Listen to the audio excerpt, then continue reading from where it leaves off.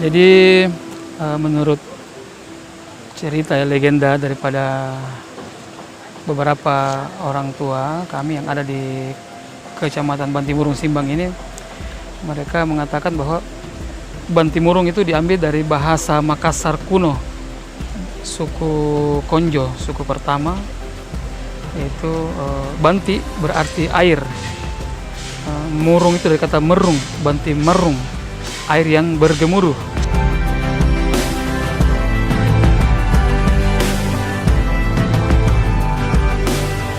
Pemerintah lihat ini potensi wisata dan ini jadikan tempat wisata. Kemudian Bantimurung diartikan dalam bahasa Indonesia sebagai tempat membanting kemurungan, supaya jangan ada yang murung sini toh. Ya, biar semua yang datang ini senang, gembira begitu.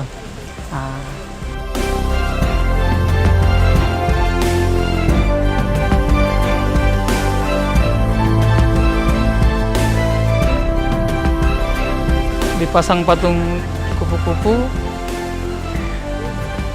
itu karena di wisata ini ada banyak spesies kupu-kupu yang berkembang biak di sini. Iya, ada banyak kupu-kupu, ya kurang lebih 200 spesies kupu-kupu yang bermetamorfosis di sini. Dan kenapa dipasang patung monyet? Itu legenda daripada Bantimurung ini sendiri, bahwa dulu pernah ada sekelompok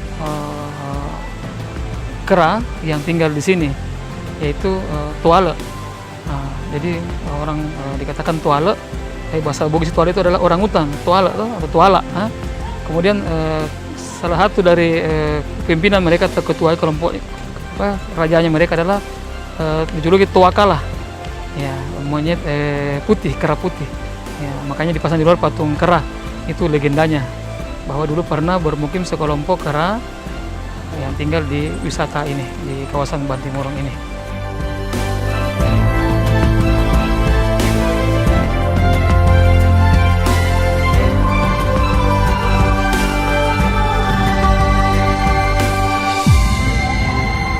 Oke, sebenarnya di Bantimurung ini terdapat ada 2 goa yang sering dikunjungi oleh pengunjung.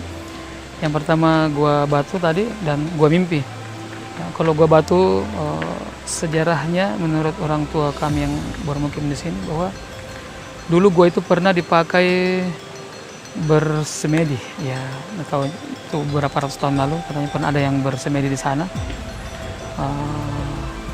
Kemudian di situ banyak ditemukan bentuk-bentuk stalaktit yang berwarna-warni dan beraneka ragam bentuk. Dan Gua Batu itu panjangnya kurang lebih 200 meter ke dalam. Ya, dan itu biasa dikunjungi wisata minat khusus untuk wisata religi, karena memang di situ ada beberapa sejarah-sejarah tentang gua itu yang merujuk kepada yang berbau religi.